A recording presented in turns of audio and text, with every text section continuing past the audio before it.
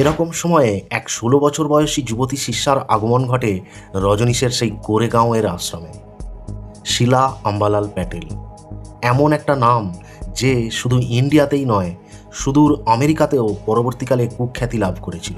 রজনীশের সাথে প্রথম সাক্ষাতেই সে এতটাই ইনফ্লুয়েন্সড হয় যে তার অভিজ্ঞতা সে পরবর্তীকালে এইভাবে এক্সপ্লেন করেছিল।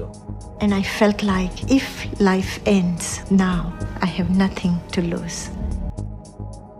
এর কিছুদিন পর শিলা হায়ার এডুকেশনের জন্য ইউএসএ চলে যায়।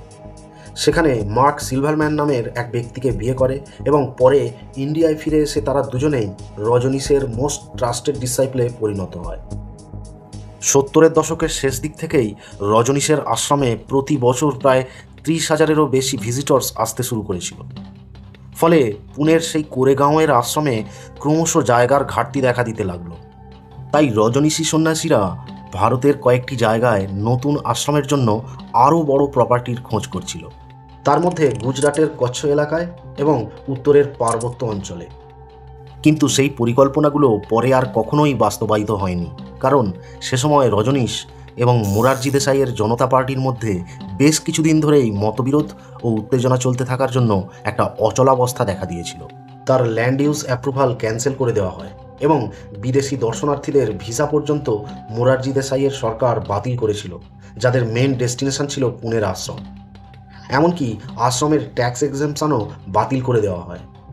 ১৯৮০ সাল নাগাদ রজনীশের আশ্রম এতটাই বিতর্কিত অবস্থায় চলে গিয়েছিল যে ইন্ডিয়ান ন্যাশনাল কংগ্রেস পার্টির সাথে ৬০-এর দশক থেকে সুসম্পর্ক থাকা সত্ত্বেও নতুন সরকারে আসা প্রাইম মিনিস্টার ইন্দিরা গান্ধীও রজনীশের সেই গুজরাট প্রজেক্টের জন্য মধ্যস্থতা করেনি।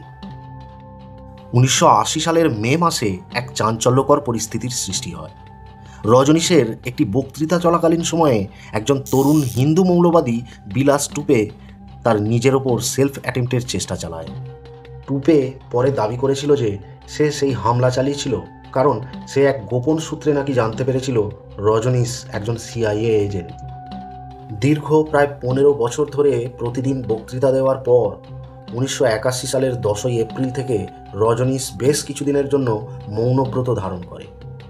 সে সময় সে দর্শনার্থীদের সামনে আসা বন্ধ করে দেয়, একান্তে বসে মিউজিক শোনে আর খলিল গিবরানের লেখা বইগুলো পড়তে থাকে।